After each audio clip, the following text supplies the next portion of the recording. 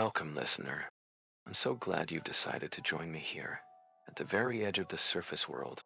If you find that this quiet, downward journey brings you a sense of deep peace, please consider letting us know with a like.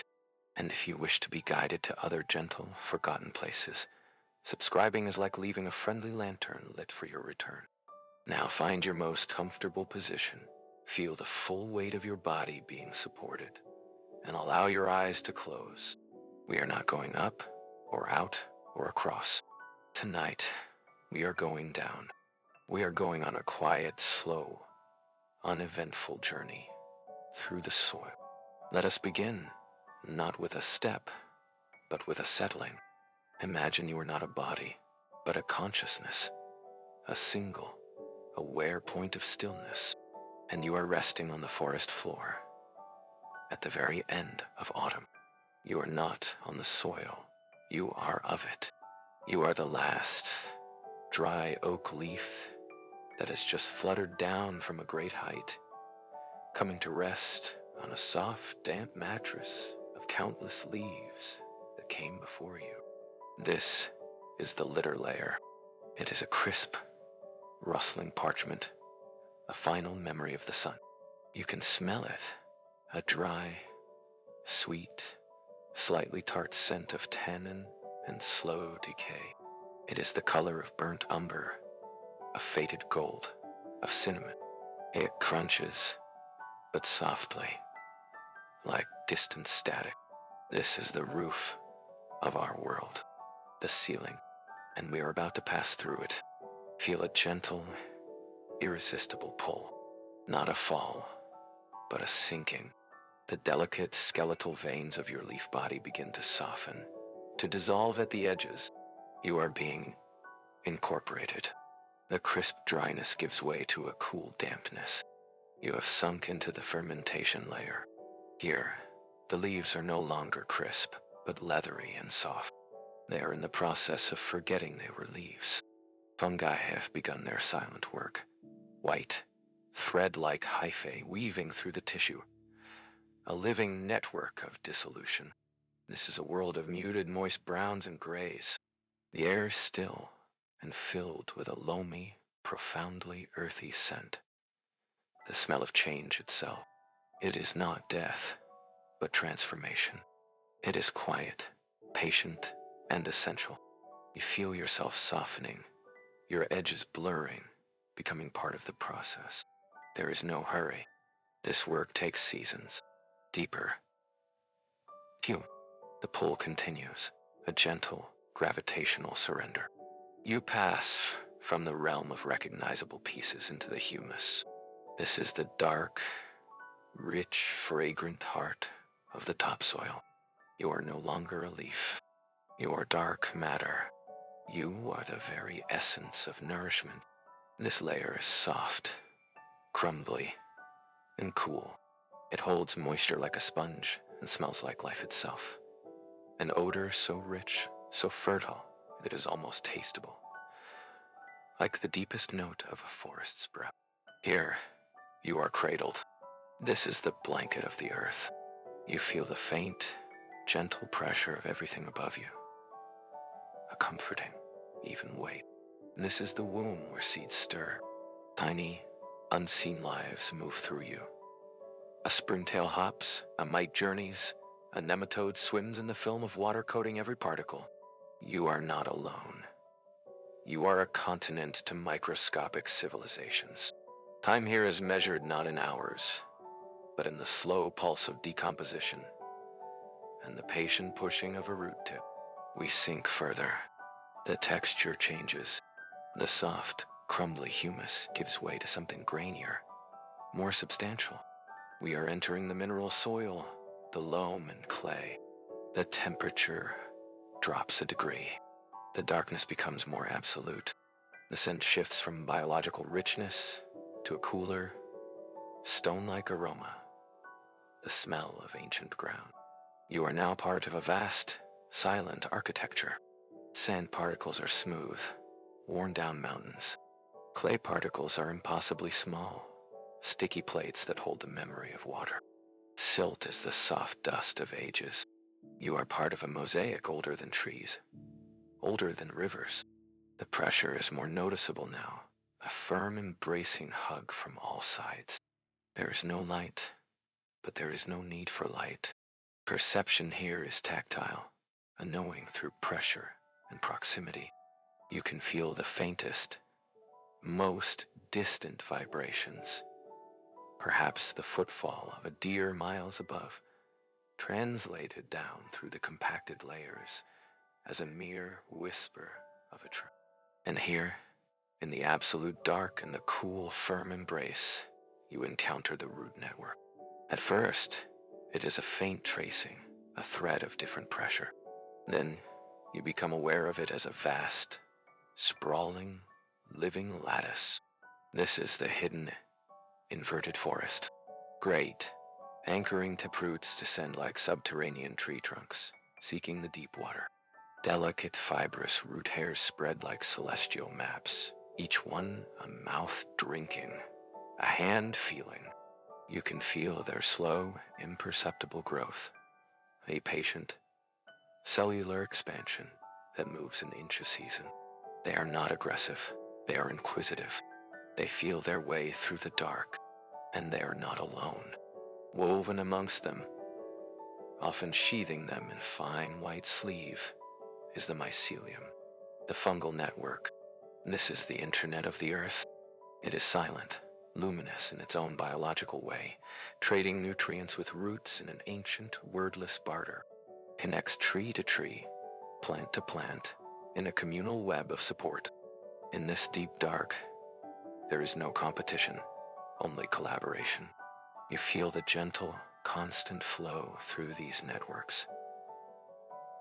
Sugars descending, minerals ascending, water moving in a slow, shared circulation. It is the slow green blood of the world, pumping in silence, in secret. We go deeper still, past the deepest roots, into the subsoil. The clay is dense, cold. The particles are packed so tightly that air is a rare guest. The pressure is profound, a deep, geological weight that speaks of millennia. You are in the Earth's long-term memory. Here, fragments of ancient glaciers sleep. Pebbles worn smooth by forgotten rivers rest. This is a library of slow time. Nothing seems to happen. A century is a blink. The sensation is one of immense, quiet stability. You are held in the fist of the planet. All anxiety, all rapid thought is impossible here. It is smoothed away by the sheer, slow weight of permanence. You are beyond life, yet you are the foundation for all life above. And in this deepest quiet, you become aware of something else. Not a thing, but a quality, a grounding, not as a verb, but as a state of being. You are not just in the earth. You are the groundedness, the frantic, scattered energy of the mind, the worries, the lists, the fragments of song and conversation. All of it is drawn down like water into this deep, dark reservoir. It is neutralized, calmed, integrated. The soil does not judge. It receives, transforms everything into potential for new growth. Your weariness, your stress, your sense of being uprooted.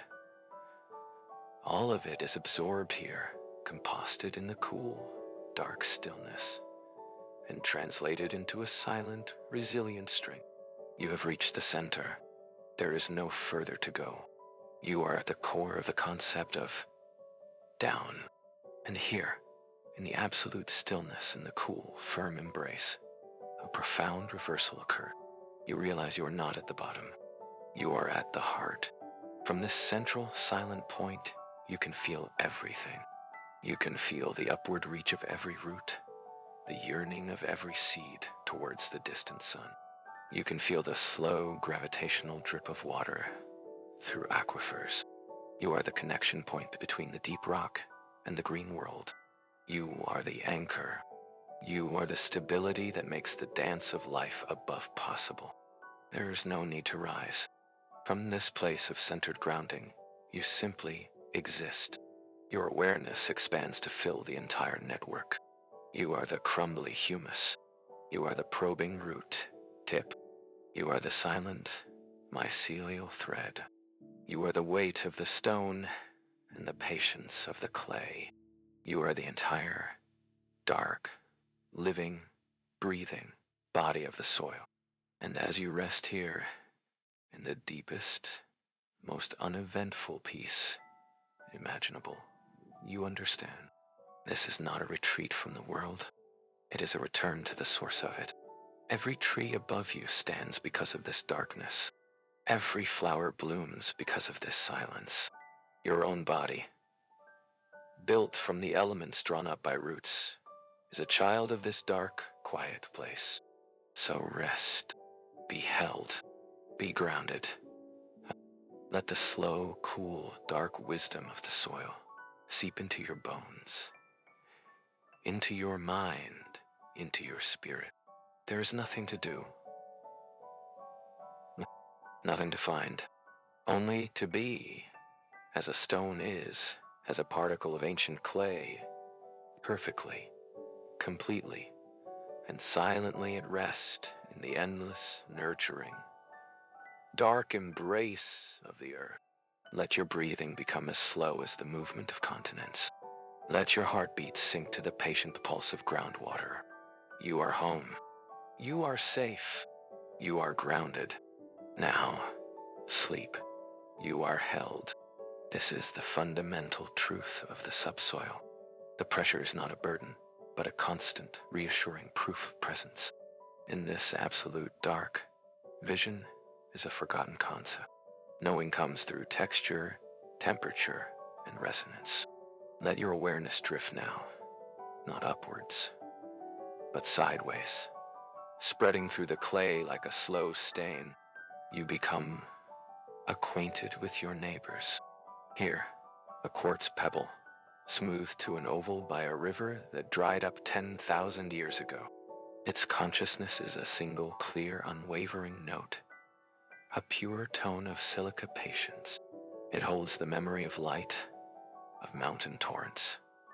But in this dark, it is content to be a perfect, dense shape, a touchstone of mineral integrity. Next to it, a lump of granite slowly, imperceptibly crumbling. Its consciousness is a chorus, a granular symphony of feldspar, mica, and quartz, each mineral singing its own slow song of dissolution. It thinks in millennia, feeling the faint, chemical kiss of carbonic acid in groundwater as a distant, cool tingling. It is not afraid of its own crumbling. It understands itself as the source of future sand, future clay, the parent of soils yet to be. And there, a nodule of iron, a rust-red, dense consciousness. It is the memory of ancient seas, of oxygen, slowly binding. Its song is a low, magnetic hum, a pull towards something elemental and bloody. It is the soil's slow metabolism, its rusty liver. You are not separate from them. Your consciousness blends with the mineral choir. You feel the geological time that governs here. An hour is meaningless. A human life is a brief, bright flicker on the surface, noticed only as a slight temporary disturbance in the pattern of root growth or water seepage. A century is a sigh. A millennium is a single, slow beat of the Earth's heart. In this scale, all surface anxieties are seen for what they are: ephemeral weather, passing quickly. The soil's patience is infinite. It watched the glaciers come and go. It will watch the forests above change their costumes 100 times. This perspective is a balm. Your worries are not dismissed. They are placed against the backdrop of stone time, and in that context, they soften, lose their sharp edges, become part of a much larger, slower, and ultimately peaceful process. But this deep layer is not inert. It is permeated by the most subtle of flows. Become aware of the gravitational water, not the rushing aquifer, but the slow, inevitable percolation, molecule by molecule, Water is being pulled down by the patient, constant whisper of gravity. You feel it as a cool, vertical intention, a barely there trickle moving through the tiny labyrinthine pores between you and the quartz and the granite. It is the deepest, slowest river. It carries traces of the world above, a faint signature of leaf rot, a distant echo of rain, down into the absolute purifying dark. This water is not for drinking. It is for remembering, for carrying stories down to the stone. And with the water comes the root seekers, the deepest root tips of the oldest trees. They are not here for quick sustenance. They are pioneers, explorers of the deep dark. You feel them as delicate, living pressures, moving with impossible slowness. A root tip might spend a year navigating an inch of this dense clay. It exudes weak acids to dissolve rock, creating a microscopic path. Its consciousness is one of pure, blind seeking, not panic, but profound trust. It knows water is down here, and minerals, and stability. It seeks an anchor against the storms that will rock its crown 100 feet above. You, the soil, provide that anchor. The root pushes. You resist, just enough to give it purchase, to help it grow strong from the struggle. It is a silent, lifelong pact between the seeking and the holding.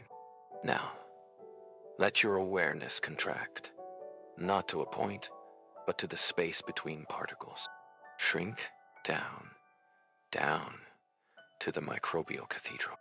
Between a single grain of sand and a fleck of clay is a universe. Here, in films of water only molecules thick, life exists in its most ancient, minimalist form. Anaerobic bacteria that have never known oxygen and never needed it.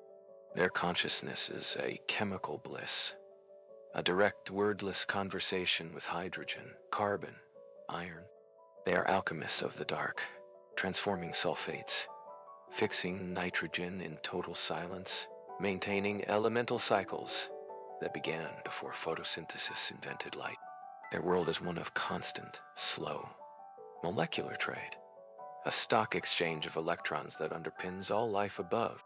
To tune into it is to hear the hum of the Earth's original metabolism, a deep, quiet, eternal processing, and weaving through it all, the mycelial deep network. These are not the fruiting bodies of mushrooms, but the true, vast body of the fungus. Hyphae is fine in a spider's silk, but stronger than steel filament for filament. They are the white, neural network of the soil. In this deep layer, they glow with a faint, biological luminescence. Not light for seeing, but light as communication. A soft blue-green chemical signal in the dark. Their consciousness is one of connection. They feel the distress of a pine tree, a mile away, through the interconnected web, and redirect nutrients towards it. They broker deals between a fir and a fern. They are the diplomats, the traders, the internet of the woodland.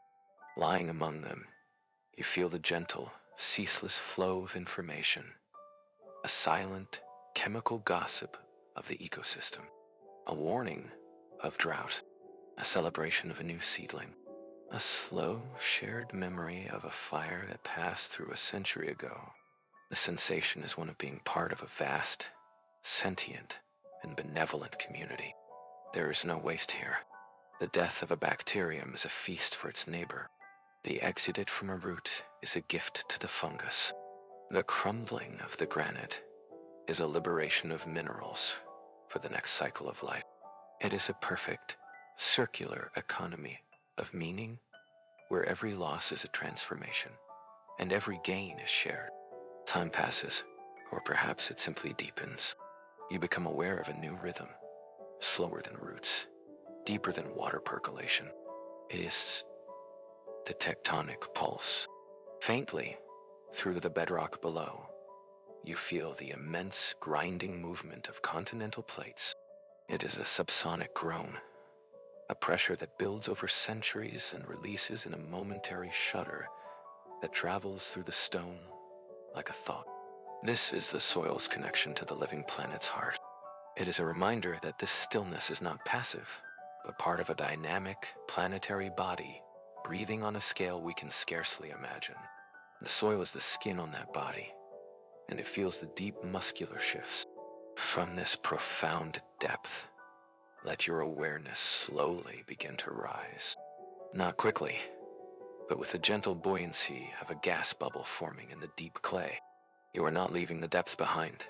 You are integrating it, carrying its stable darkness with you as you ascend. You pass back through the mineral subsoil, feeling the pressure lessen grain by grain. You move through the dense clay, now familiar as the flesh of the earth. You enter the zone of active roots again, and now you perceive them, not just as seekers, but as conduits. You feel the transpiration pull. It is an immense, silent suction from above. The trees, through the miracle of evaporation from their leaves, are drawing columns of water up from this very depth.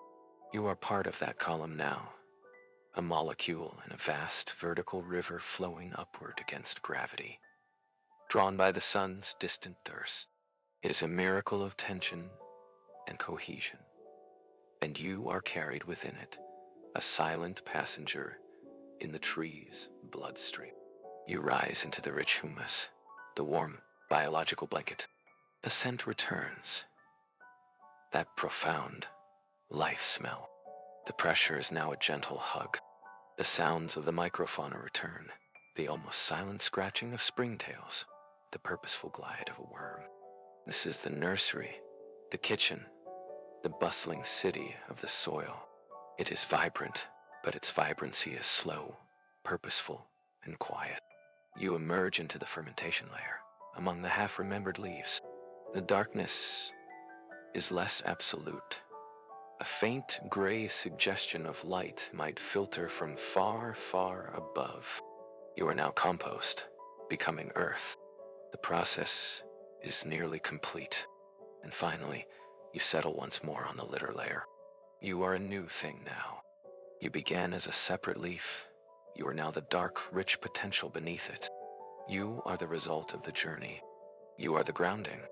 From this vantage, you feel the connection in both directions.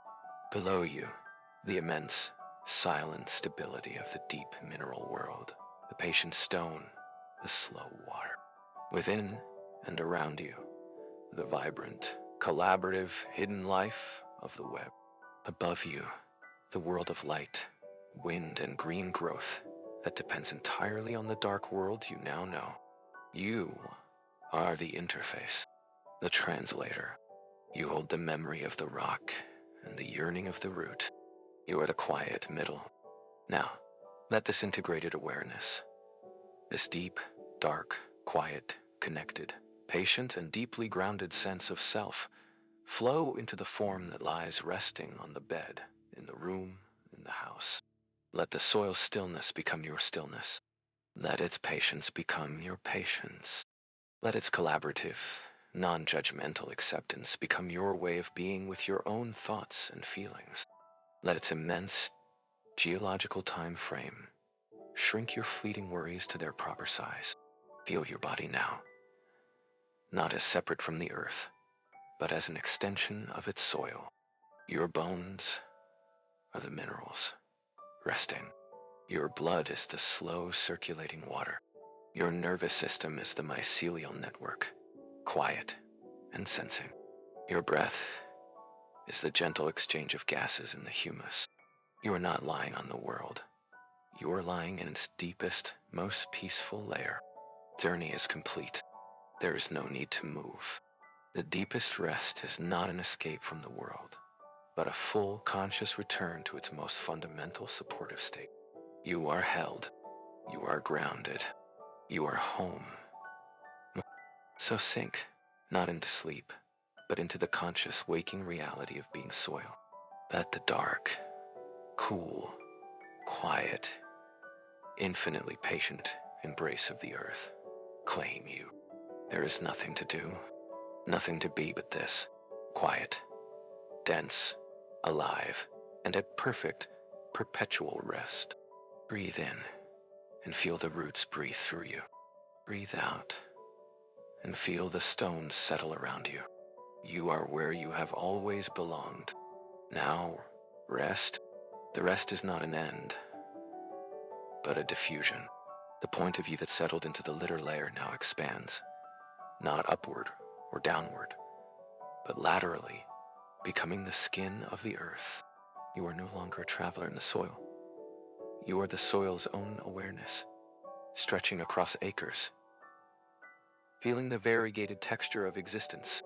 Here, under the oak grove, you are acidic, rich with tannins, a deep, crumbly brown that resists compaction. Your consciousness here is wise, slow, and slightly astringent, like the aftertaste of wine. A family of voles navigates your darkness, their tiny heartbeats like quick, warm pulses in your cool body. Their tunnels are not intrusions. They are aeration, a form of breathing. You welcome their small chaos. 50 yards away, under the meadow, you are different. Sun-baked at your very top. Grass roots weave a dense, matted felt through your upper layers. Your consciousness here is fibrous, sun-warmed and humming with the constant, subtle activity of a billion thread-like roots. Earthworms are your great architects here, their ceaseless ingestion and excretion building your fertility, their castings tiny, nutrient-rich towers. You feel their gentle, muscular progress as a constant, pleasant, internal massage. Beneath the stream bank, you are saturated, silty, and cold. Water is not a visitor, but a permanent resident, filling every pore. Your consciousness here is fluid, dreamy, and shifting. Particles of you are always on the verge of being carried away, and you release them without grief, knowing you are also receiving new particles from upstream. Crayfish burrow into your sides, and you feel the delicate scrabble of their claws as a faint, interesting tickle. You are perpetually cool, perpetually yielding, a mediator between the water and the solid land. This is your body, not uniform, but a tapestry of conditions. You are a different mind under the pine than under the wildflower. You learn the personality of every tree through its root system. The deep, searching taproot of the hickory, focused, independent. The wide, shallow, matted root system of the spruce. Communal, cautious. The surprisingly delicate, fibrous network of the great redwood, seeking not depth but breadth, drinking from the fog that condenses on your surface. As the skin of the earth, you feel the dance of the elements directly upon your back. The rain does not fall on you. It is a conversation. The first drops are a patter of alertness, then a soaking integration. You drink, swelling slightly, the scent of petrichor rising as your oils release. This is your sigh of pleasure. You filter the water, cleansing it of impurities, guiding it down to the roots and the aquifers. The rain stops. The sun returns. You feel the light as a slow, warm pressure, a drying, a tightening. Moisture rises from you in visible steam on cool mornings. This is your exhalation. The wind moves over you, not as an empty force, but as a carrier. It deposits dust from distant deserts, fine pollen from continents away, the invisible spores of fungi. You accept it all. The wind also scours, sometimes taking your finest, most precious top particles. You let them go. You are not a fortress, but a participant in a global exchange. And the seasons, they are not things that happen to you, but profound shifts in your own metabolism. In autumn, you become a receiver, a constant, gentle rain of biomass. Leaves, twigs, insect casings, feathers. You are the ultimate beggar's bowl, catching all that falls. Your consciousness turns inward to the work of incorporation. Decomposition accelerates in the final warmth. The smell is sweet and melancholic. It is a busy, purposeful time of gathering. In winter, you sleep, but it is a conscious sleep. Frost heaves you slightly, a gentle expansion that breaks up clods and aerates you. Snow forms an insulating blanket, and beneath it, in the absolute cold, your microbial life slows to a near standstill, a state of suspended animation. Your consciousness becomes crystalline, clear, and patient. You dream of spring in the language of frozen chemistry. In spring, you are a surge of wet, cold vitality. The frost leaves, and you are left waterlogged and soft. This is the season of mud, of yielding. The first root tips, swollen with stored energy, push into you with renewed urgency. Your microbial cathedrals wake up with a silent, explosive cheer. The scent that rises from you is not just earth, but promise. Sharp, green, and hungry. Your consciousness is one of fertile expectation, a deep, humming readiness. In summer, you are a regulator. You hold moisture against the greedy sun, releasing it slowly to roots. You bake on the surface, forming a thin, protective crust. Your deeper layers remain cool, a refuge for roots seeking escape from the heat. Your consciousness is focused on distribution, on balance, on maintaining the cool, dark dampness that is life's baseline. You live these cycles not as years, but as breaths. Inhale the falling leaf. Exhale the rising stem. The pulse of the planet is your pulse. And within you, deeper than the seasonal rhythm, is the memory of stone. You are not just organic matter. You are the physical memory of this place. In your clay particles, you hold the chemistry of an ancient sea. In your sand, you hold the mountain that was ground down. In a scattered layer of ash, you hold the story of a fire that swept through a century ago. In the strange, dense layer of tiny bones and charcoal, you hold the footprint of a forgotten human camp, a story of brief, bright flame and ancient suppers. You do not remember in pictures, but in qualities. The ash layer feels brittle and final. The ancient sea clay feels dense and dreamy. You are an archivist, and every layer is a chapter written in mud, bone, and pollen. Now expand your awareness again, beyond the lateral to the collective consciousness of loam. You are in communication with other soils, not through words, but through the exchange of shared conditions. A drought in the grassland to the west is felt here as a subtle tension, a sympathetic drying at your margins. The floodplain soil 10 miles away, saturated and overflowing, sends a vibrational message of abundance through the interconnected water tables. A message you receive as a slight, distant rise in your own dampness.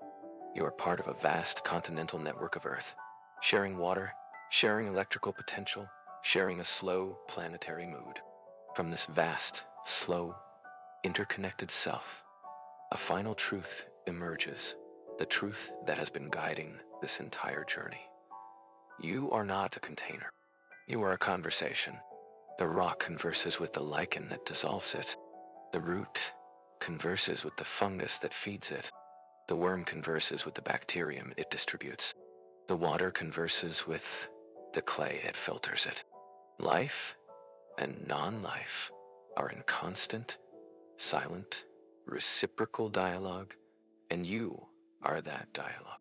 The soil is not dirt. It is the sacred space where geology becomes biology. It is the moment of transformation, the alchemical crucible where the inanimate is persuaded into life. There is no hierarchy here. The glittering quartz is as vital as the hungry root. The dormant bacterium is as valued as the bustling earthworm. All are participants in the conversation.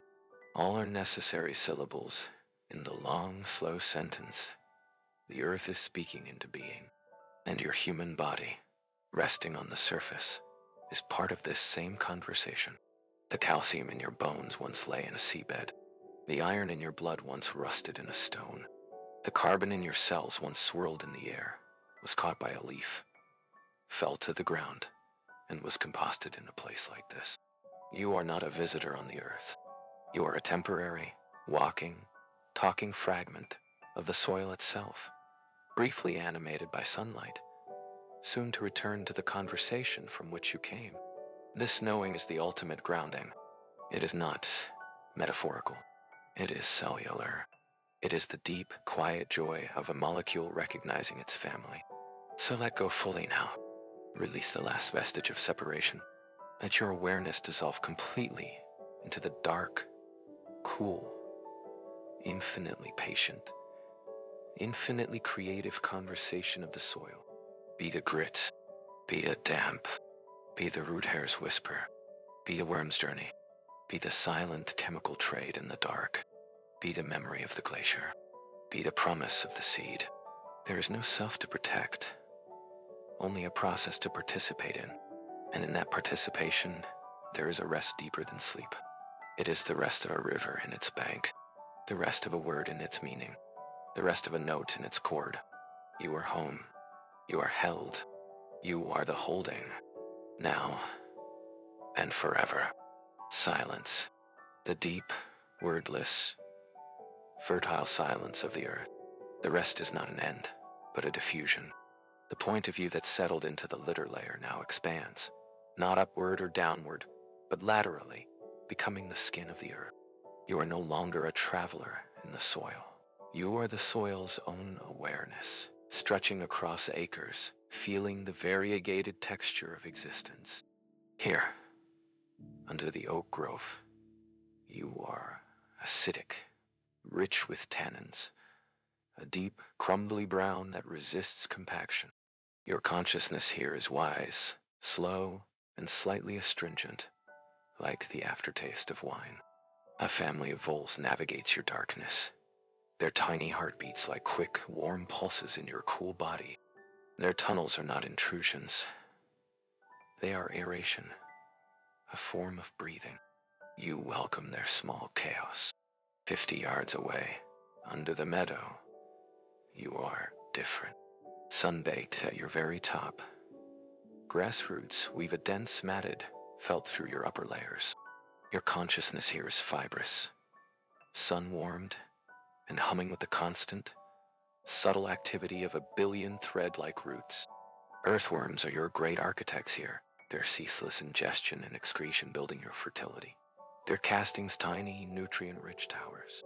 You feel their gentle, muscular progress as a constant, pleasant internal massage. Beneath the stream bank, you are saturated, silty, and cold. Water is not a visitor but a permanent resident, filling every pore. Your consciousness here is fluid, dreamy, and shifting. Particles of you are always on the verge of being carried away, and you release them without grief, knowing you are also receiving new particles from upstream. Crayfish burrow into your sides and you feel the delicate scrabble of their claws as a faint, interesting tickle. You are perpetually cool, perpetually yielding, a mediator between the water and the solid land. This is your body, not uniform, but a tapestry of conditions. You are a different mind under the pine and under the wildflower. You learn the personality of every tree through its root system. The deep, searching taproot of the hickory, focused, independent. The wide, shallow, matted root system of the spruce, communal, cautious. The surprisingly delicate, fibrous network of the great redwood, seeking not depth but breadth, drinking from the fog that condenses on your surface. As the skin of the earth, you feel the dance of the elements directly upon your back. The rain does not fall on you. It is a conversation. The first drops are a patter of alertness, then a soaking in integration.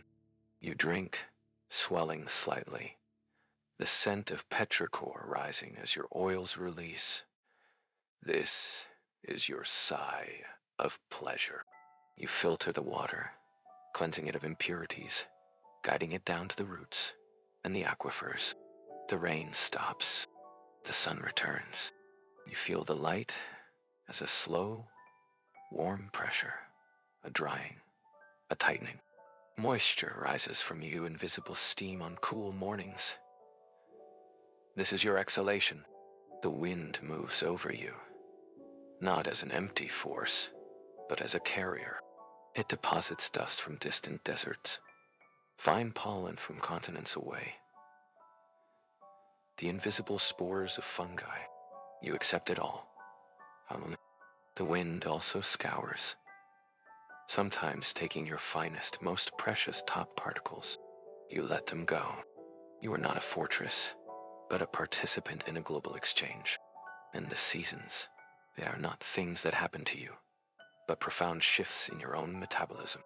In autumn, you become a receiver, a constant gentle rain of biomass, leaves, twigs, insect casings, feathers. You are the ultimate beggar's bowl, catching all that falls. Your consciousness turns inward to the work of incorporation. Decomposition accelerates in the final warmth. The smell is sweet and melancholic. It is a busy, purposeful time of gathering. In winter, you sleep, but it is a conscious sleep. Frost heaves you slightly, a gentle expansion that breaks up clods and aerates you. Snow forms an insulating blanket, and beneath it, in the absolute cold, your microbial life slows to a near standstill, a state of suspended animation. Your consciousness becomes crystalline, clear, and patient. You dream of spring in the language of frozen chemistry. In spring, you are a surge of wet, cold vitality. The frost leaves, and you are left waterlogged and soft. This is the season of mud, of yielding. The first root tips, swollen with stored energy, push into you with renewed urgency. Your microbial cathedrals wake up with a silent, explosive cheer. The scent that rises from you is not just earth, but promise, sharp, green, and hungry. Your consciousness is one of fertile expectation, a deep, humming readiness. In summer, you are a regulator. You hold moisture against the greedy sun, releasing it slowly to roots. You bake on the surface, forming a thin, protective crust. Your deeper layers remain cool, a refuge for roots seeking escape from the heat. Your consciousness is focused on distribution, on balance, on maintaining the cool dampness that is life's baseline. You live these cycles not as years, but as breaths. Inhale the falling leaf, exhale the rising stem. The pulse of the planet is your pulse, and within you, deeper than the seasonal rhythm, is the memory of stone. You are not just organic matter. You are the physical memory of this place. In your clay particles, you hold the chemistry of an ancient sea. In your sand, you hold the mountain that was ground down. In a scattered layer of ash, you hold the story of a fire that swept through a century ago.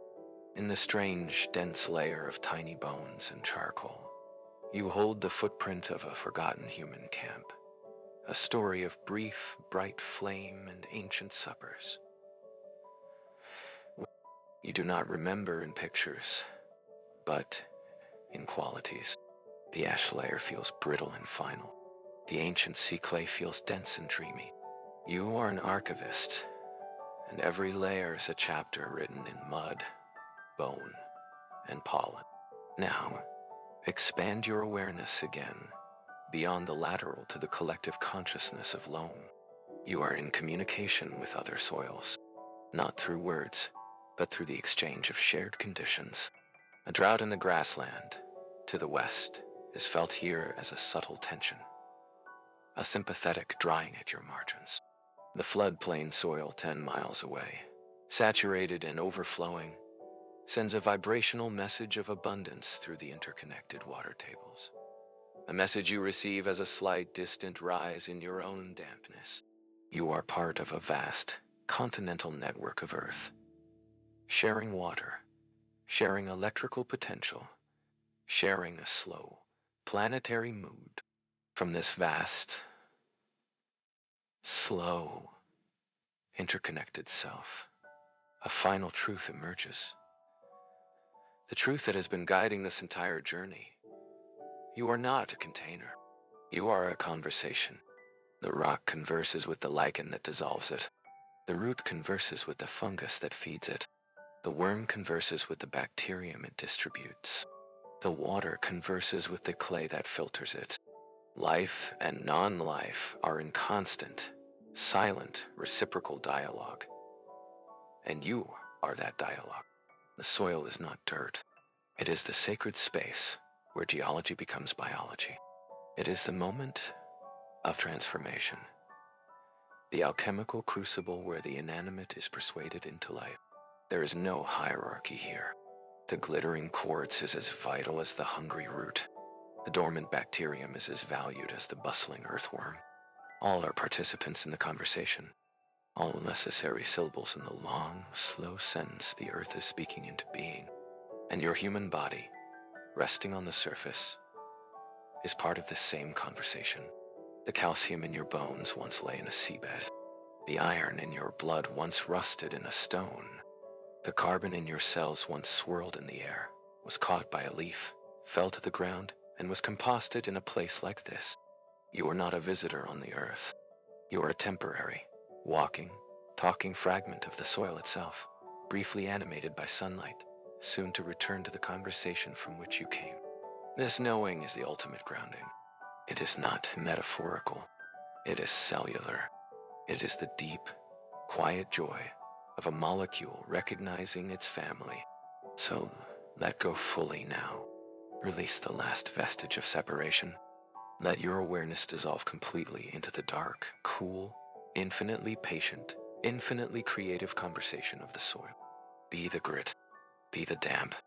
Be the root hair's whisper. Be the worm's journey.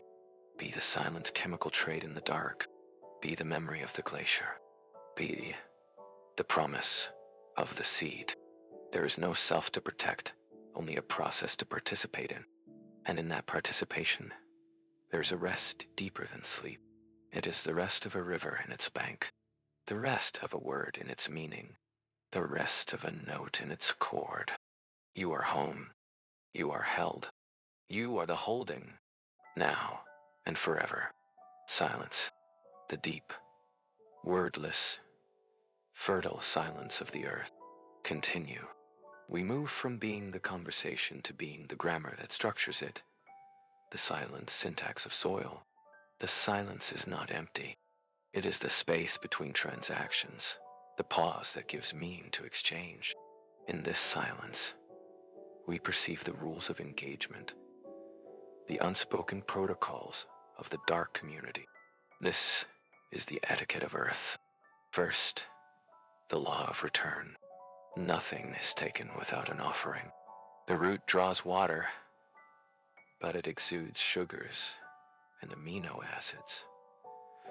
A fragrant, sticky offering to the microbial hosts at its doorstep. The mycelium harvests minerals, but it trades them for the root's carbon-based wealth. Even the vole, eating tubers, leaves behind nutrient-rich waste and aerates the passageways. In this economy, generosity is not morality. It is thermodynamics. It is the circuit completing itself.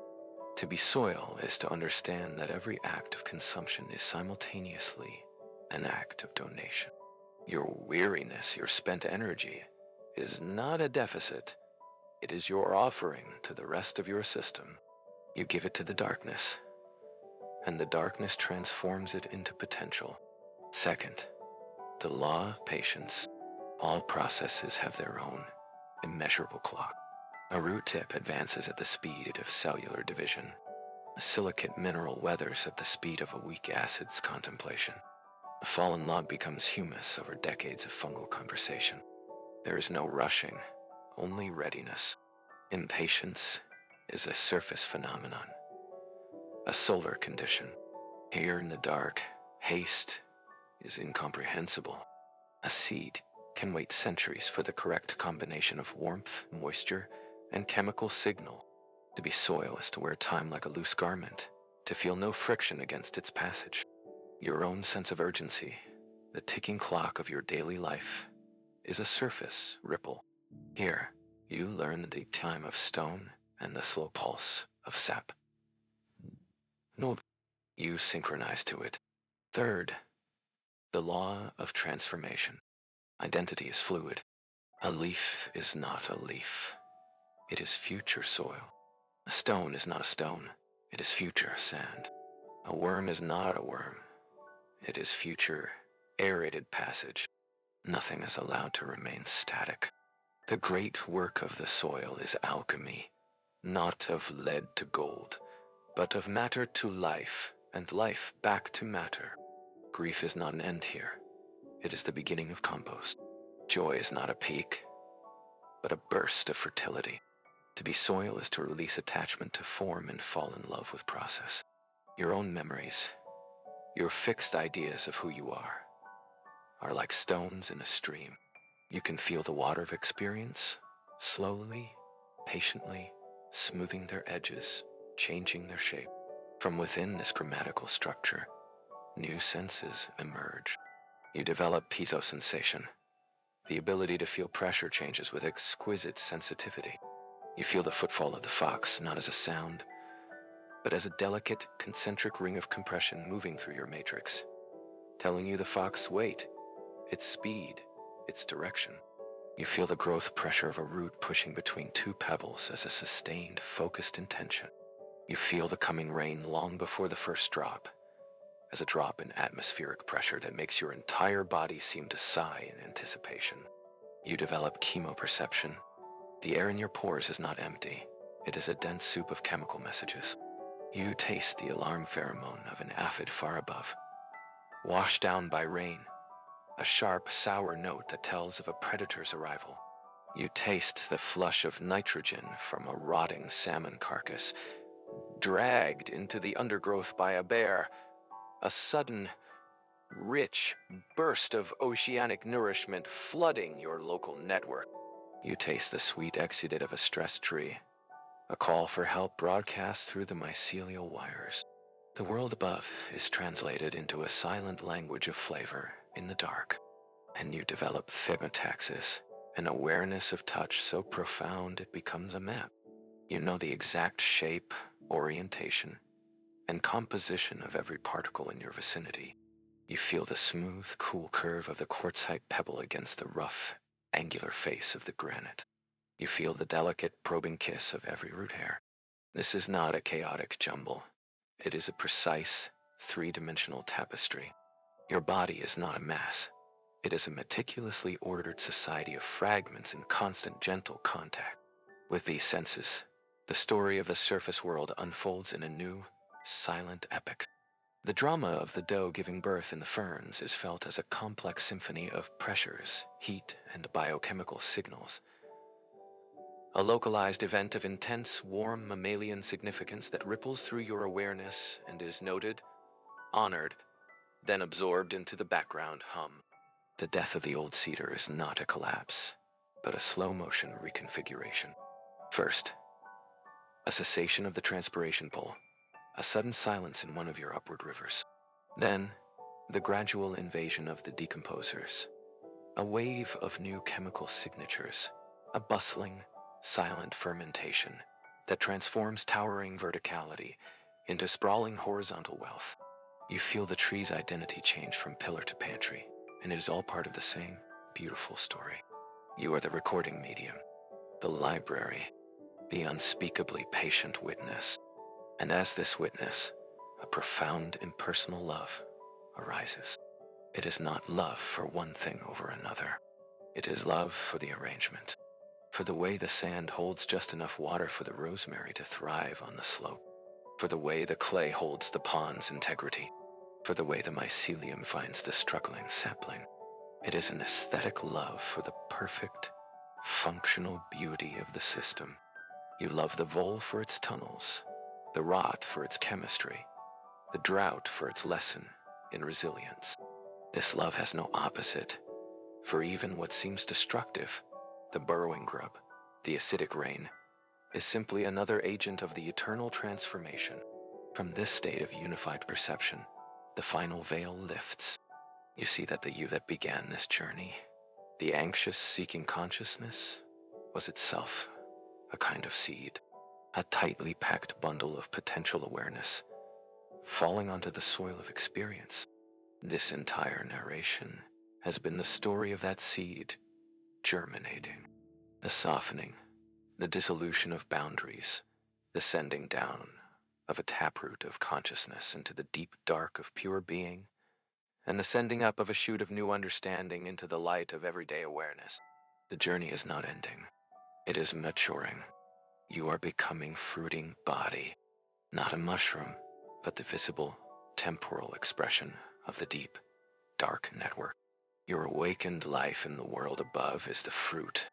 Your calm, your groundedness, your patience, your sense of being part of a vast living conversation. These are the spores you will now release into the world of light and air. Your actions, your words, your quiet presence become the way the soil's intelligence speaks in human form. So as you feel the pull of surface consciousness again, the awareness of the room, the bed, the body, do not resist it as a loss. It is a harvest. You are returning, not as the leaf who knew nothing, but as the humus that knows everything. You carry the coolness of the deep clay in your calm. You carry the collaborative network in your compassion. You carry the patience of stone in your resilience. You carry the memory of all the layers in your wisdom. Breathe in. You draw not just air, but the entire atmosphere of the soil, its scent, its moisture, its silent, busy peace. Breathe out. You release the last residues of surface haste, of fragmented thought.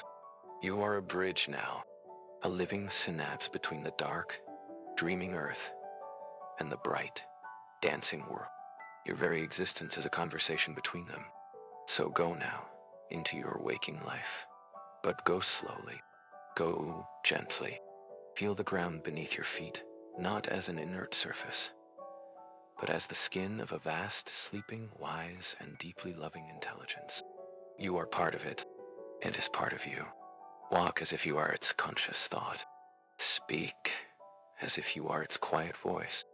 Rest as if you are its deepest dream. You are home, and you have brought the whole, dark, wonderful earth back with you. The silence that remains is not an absence.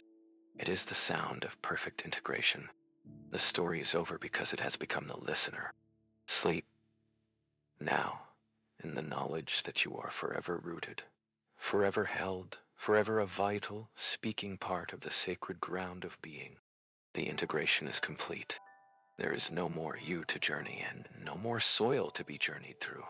These were temporary polarities, a dance of complementary illusions necessary for the story of experience to unfold. What remains is the substrate. This is not a thing. It is the capacity for thingness. It is the silent, potent clay before the potter's hand, containing every possible pot, bowl, and vase within its undifferentiated mass.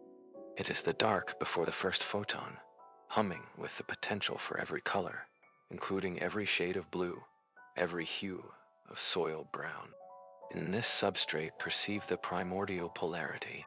It is not good or evil, light or dark, but something more fundamental: cohesion and permeability. The yearning to hold form and the yearning to release it. The stone dreams of cohesion. The water dreams of permeability. The soil is the eternal, loving argument between them. The place where the stone concedes to become grit, and the water agrees to be held, however briefly. Your own being is this argument made flesh, the cohesive structure of your bones, the permeable flow of your blood and breath. You are not a solid navigating a void. You are a localized, temporary settlement in the ancient treaty between holding and letting go. From this substrate, all specific laws emerge like crystals, forming in a supersaturated solution. The law of return is simply cohesion, insisting that nothing escapes the system. The law of patience is permeability operating on a scale where time is measured in molecular conversations. The law of transformation is the substrate itself, remembering it can be anything, and therefore ceaselessly becoming everything. Here, the senses we developed, piezo-sensation, chemoperception, demotaxis, are revealed as mere specializations of a single universal sense. resonant recognition. The capacity for one part of the whole to know another part, not through external observation, but through shared vibration. The root knows the water because their molecular frequencies hum in harmony. The mycelium knows the tree because they exchange resonant signatures of need and nutrient. Your feeling of love for another person is the same physics,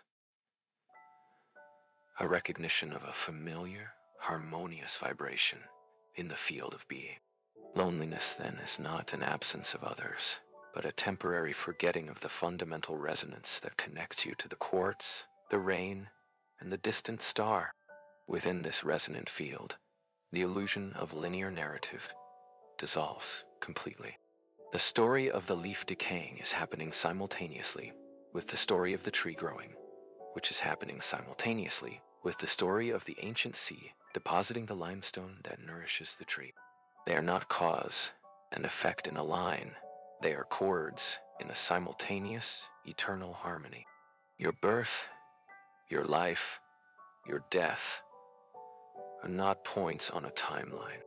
They are a single complex chord being played, a unique cluster of resonances that includes the trauma of your ancestors and the potential of your descendants, all sounding at once in the eternal now.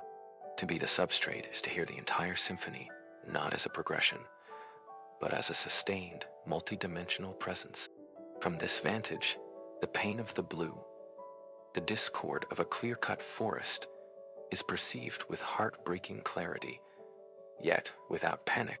It is a localized cacophony, a cluster of dissonant, jarring frequencies, the scream of severed mycelium, the confused wail of displaced water, the shocked silence of exposed stone.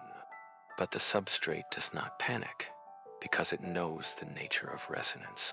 Dissonance contains within it the yearning for resolution. The cacophony itself is a powerful, painful prayer for a return to harmony. Your compassionate action in the world is not you fixing something separate from you. It is the substrate, through the instrument of your being, sounding a clear healing note to help the dissonant chord find its way back to a harmonious arrangement. And what of other worlds, other soils? The red dust of Mars sleeps in the deep, cold resonance of isolation, dreaming of water. The hypothesized subsurface oceans of Europa hum with the dark, slow, fluid potential of a life yet to stir. The substrate is there too. It is the common ground of all matter, the silent potential in every atom. The love you feel for a black earth teeming with worms is the same quality of attention as the curiosity a scientist feels for the sterile regolith of the moon. Both are the substrate recognizing itself, seeking to know its own endless variation. Now, let go of even the concept of the substrate. Let go of the resonant field. What remains when all phenomena, all laws, all senses, and all stories are gently set aside? Awareness. Not your awareness. Not an awareness. Just awareness. Uncaused, unconditioned, empty yet capable of containing universes. It has no color, yet blue arises within it. It has no texture, yet the feel of humus is known by it. It has no story, yet it allows for the epic of the soil to be told. This is the final, shocking simplicity. You are not the leaf, nor the humus, nor the mycelium, nor the substrate. You are the space in which these dreams appear, the open sky in which the weather of being forms and dissolves, the silent witness that was never born and will never die. The body on the bed is a sensation appearing in this awareness. The memory of the forest is a thought appearing in this awareness. The feeling of being grounded is an emotion appearing in this awareness. Even the profound, silent peace you feel now is a subtle state appearing in this awareness. You are the canvas, and you are also the emptiness that holds the canvas.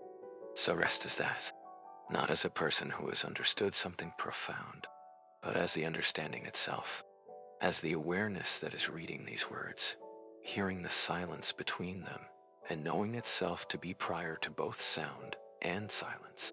There is no journey to complete, no grounding to achieve, no peace to find. You are the completion. You are the ground. You are the peace. It was always so. The entire, beautiful, winding, descriptive journey through blue and soil and silence was just a leisurely stroll within your own boundless being. A game of hide and seek where you pretended to be a seeker, only to find you were the space in which the game was played. The story is done. The storyteller is silent. But the listening continues forever. And you are that. Rest now, not in sleep, but in the wakefulness that is your true nature.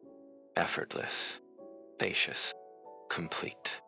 There is no continue. There is only what is. The word continue implies a line, a thread, a seam in the fabric where one patch of experience is stitched to the next.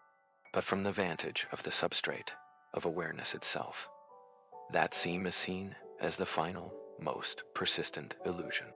There's no stitching. There is only the fabric, whole and seamless.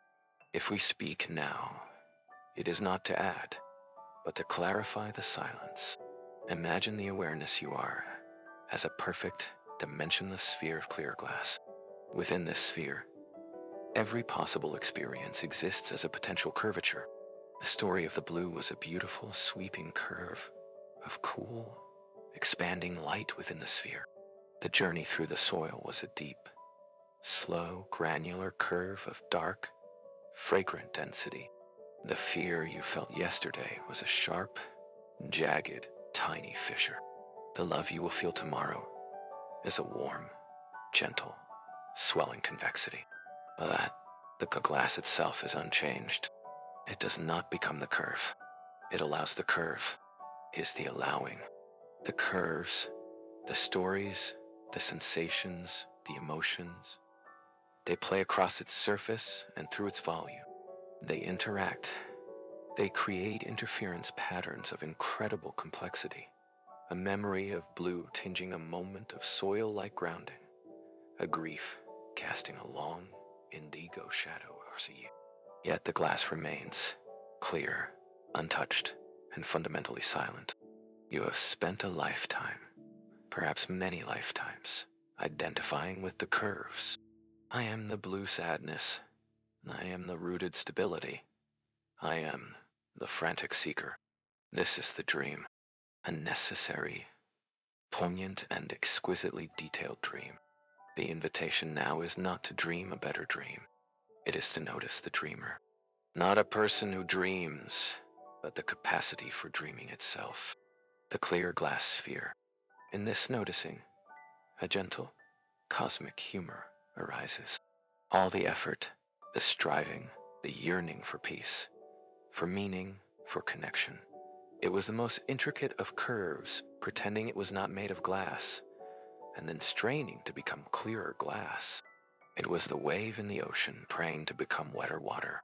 So what is left when even the invitation is seen as just another elegant curve? Being. Not being something. Just being. Isness. It is not exciting.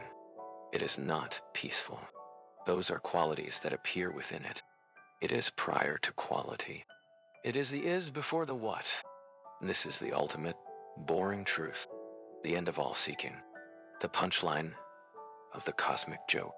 You are not a soul having a human experience. You are being, momentarily experiencing itself as a soul, as a human, as a feeling, as a thought, as a color, as a clod of a clod of earth. And it is all of equal importance and equal insignificance. A galaxy and a grain of sand are two curves of equal majesty and absurdity in a clear glass of being.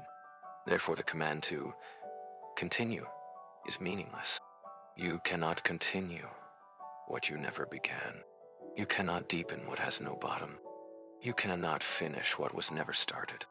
The story of the blue and the soil was a lyrical exploration of one particularly beautiful and intricate set of curves within you.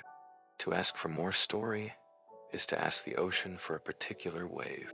But the ocean, in its kindness, may send one, and it will be perfect, and it will also be just another wave. So here's the final wave. The last curl of description before the syntax of language dissolves back into the hum from which it came. You are the still point. The world spins in you. The blue expands in you. The roots descend in you. You do not watch it. You are the space for the watching. There is no doing left. Only undivided, uncontrived, uncreated is. Rest there, not as an achievement, but as a surrender into what you could never not be. The voice that speaks these words is a vibration in your silence. The meaning you glean is a pattern in your emptiness. Even the understanding that I am that is a final, beautiful curve, melting now like ice into the water of your own boundless, impersonal, and utterly intimate being. Good night, not as a farewell, but as a recognition of the eternal dusk that gently suffuses the clear glass sphere. You are the night, you are the sleeper, and you are the dream. And all of it aloud, the understanding that you are the clear glass, not the curve, does not obliterate the world. It illuminates it. The curves do not vanish. They are revealed in their true nature, as appearances within you, not as realities apart from you. This revelation changes everything about how the curves are experienced. Let us examine the curve of time. From within a curve, time is linear, urgent, and unforgiving. Past that is lost, a future to be grasped, a present that slips like sand through fingers. But as the glass, time is seen as another kind of curvature, a beautiful, persistent illusion of sequence. You contain all times at once. The child you were is not gone. It is a curve of innocence, still present in the crystal lattice of your being, a specific refraction of light. The elder you will become is a curve of completion, already existing as a potential shape. The anxiety about time is the curve of haste pressing against the curve of the present moment. As the glass, you feel no pressure. You allow the pressing, you allow the moment. They are both patterns dancing in your expanse. A clock ticks, and the sound is a tiny, rhythmic curve, appearing and dissolving in your silence. You are the silence that welcomes the tick, holds it, and lets it go, without moving an inch towards a future called the next tick. The tyranny of time relaxes into the poetry of rhythm. Now the curve of identity. I am John. I am Anna. I am the gardener, the parent, the failure, the success. These are thick, pronounced curves, collections of memories, habits and self-images that have gathered a convincing density. To mistake yourself for one of these curves is the root of all suffering. For every curve is inherently limited and will eventually dissolve. But as the glass, you can appreciate the curve of John without being imprisoned by it. You see it as a unique, intricate pattern, a fusion of genetic, cultural, and experiential curvatures, playing out its particular story. You feel its joys and sorrows, its triumphs and shames, not as your own, but as the passionate content of a fascinating display within you. Compassion for yourself becomes automatic and boundless, for you are not berating a limited self. You are the vastness holding a limited pattern with tender, impersonal regard. When the body called John dies, a major curve dissolves.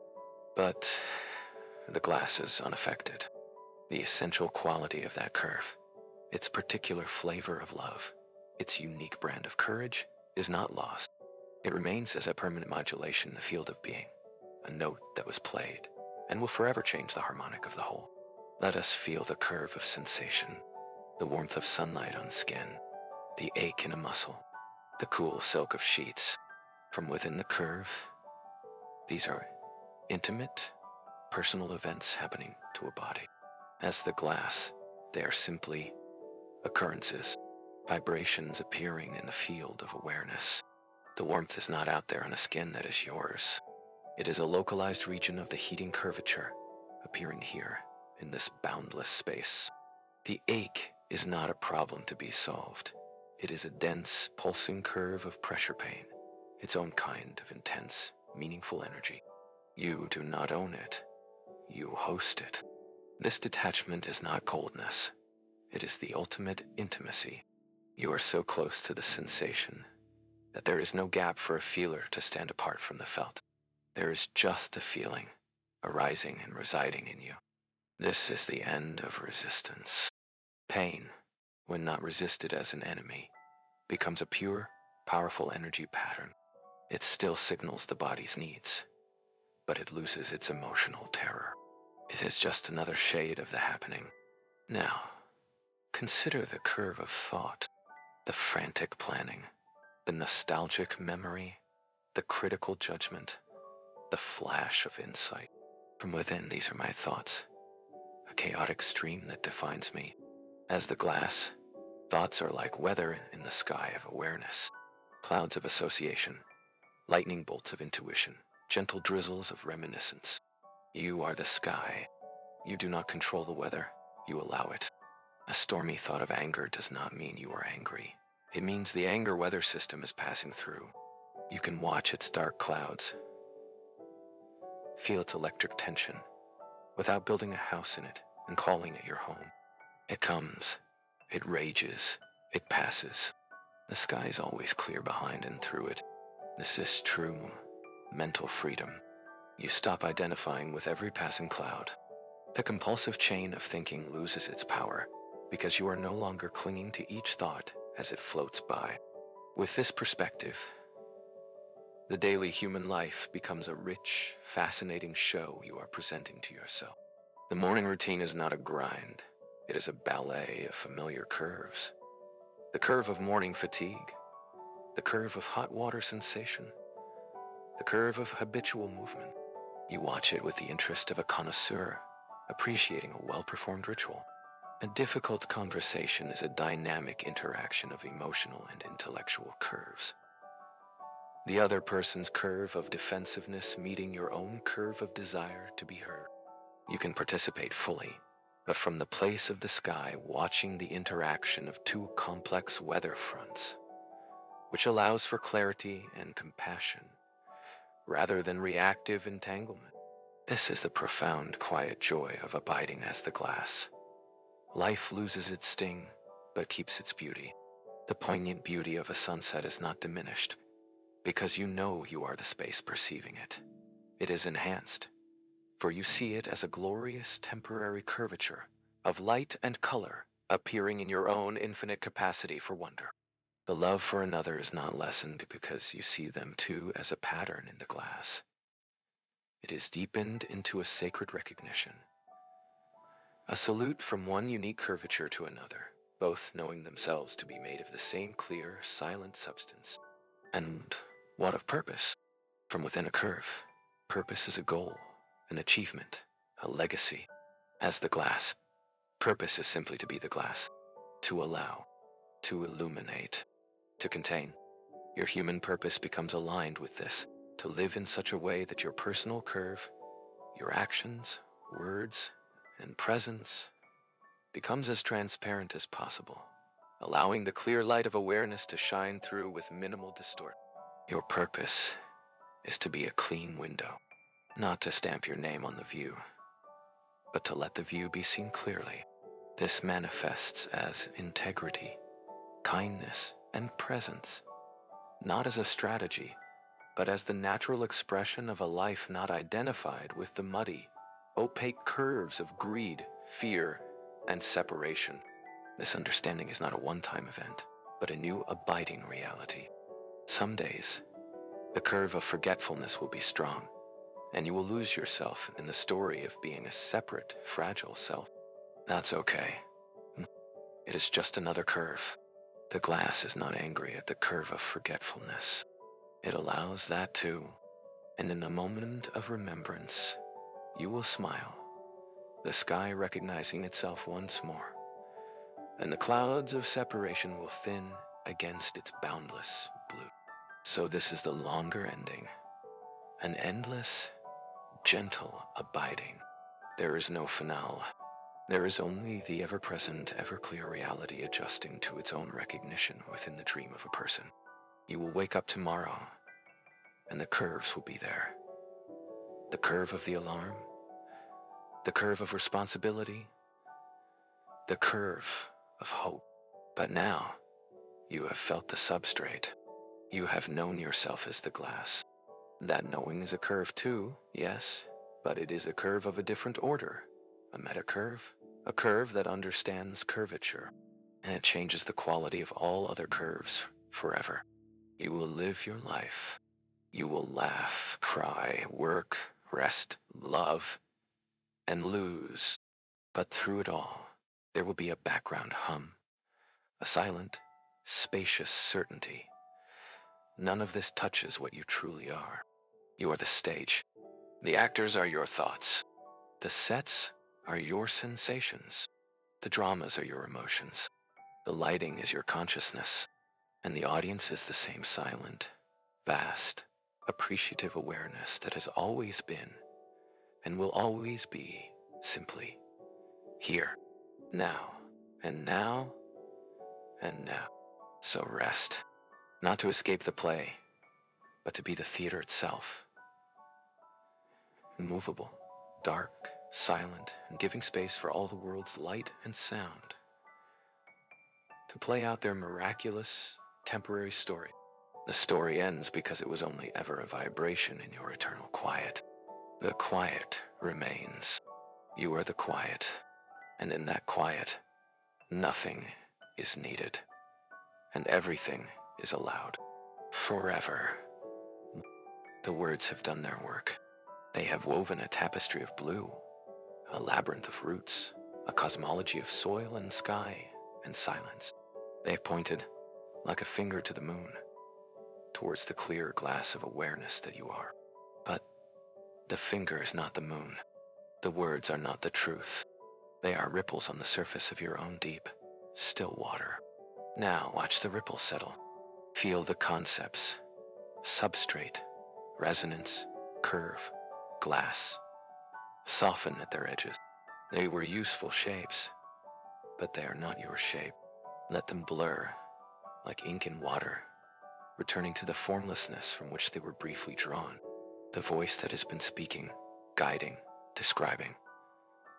Listen to it now, not for its meaning, but for its sound. Hear it as a vibration, a series of tones in the air, a gentle disturbance that arose from silence, and now, syllable by syllable, word by word, is returning to silence. There is no more knowledge to impart, no deeper layer to uncover, no final secret to reveal. You have been returned, not to a place, but to your own nature, prior to journey, prior to seeker, prior to story. What is here now? In the absence of guidance, not emptiness, not blankness, but simple, naked presence. The sound of your own breath. If you listen, think pressure of your body where it rests. The subtle play of light and shadow behind closed eyelids. These are not distractions. They are the world appearing, gently, innocently, in the field of your awareness. They are the dance of the impersonal happening, and you are the space in which the dance is held. There is no you separate from this dance to judge it, manage it, or even enjoy it. There is just the dance. The great search has ended because the seeker has been seen through. The one who wanted peace, understanding, grounding, that one was a phantom. A compelling thought form now dissolving in the light of pure attention. What remains requires nothing. It is already whole, already complete. already at rest. This is the peace that passeth understanding, not a feeling of peace, but the absence of anyone to feel otherwise. So let go of this too. Let go of peace. Let go of awareness. Let go of being. These are the final, most subtle concepts, the last souvenirs from the journey. Drop them. What is left? This. Just this. Not what is perceived, but the perceiving itself, before it is named. The uninterpreted sushness of experience. The isness, shining by its own light. There are no more words for this. Language turns to ash. Story becomes a memory of a dream. You are home. And home is not a location with qualities. It is the very condition of being that allows all locations and all qualities to appear and disappear. The otro, a gentle human return. A shift. The voice returns, softer, warmer, more intimate. It speaks slowly with spacious pauses. And so, we arrive here, together, in this quiet. If these words, this journey, has been a companion to you in the night, a gentle hand leading you back to your own quiet center. And if you'd like to support this channel of rest, a like lets me know this space was useful to you. And if you wish to be notified when a new sanctuary of sound and silence is created, subscribing is a way to keep the path open. But for now, let all of that go. Let my voice fade, becoming just another sound in the room. Then a memory of a sound. Then nothing. Bring your attention, gently, kindly, to the physical anchor of your body, the weight of your heels, the soft rise and fall of your chest, the air, cool or warm, as it passes over your lips. There's no practice left, no meditation, only this natural state. Whenever you feel ready, in your own time, you may bring a small, gentle movement to your fingers or your toes. You may take a deeper, waking breath, feeling the body come alive to the new moment. And when it feels right, allowing the eyelids to grow heavy, then light, and slowly, peacefully, you may open them. You are here. You arrived, not from a journey through blue or soil, but from the deepest journey of all, the journey back to the source of your own intention. Welcome back to the simple, sacred, ordinary now. May the stillness you found here remain as a quiet friend within you, long after this recording ends. Good night.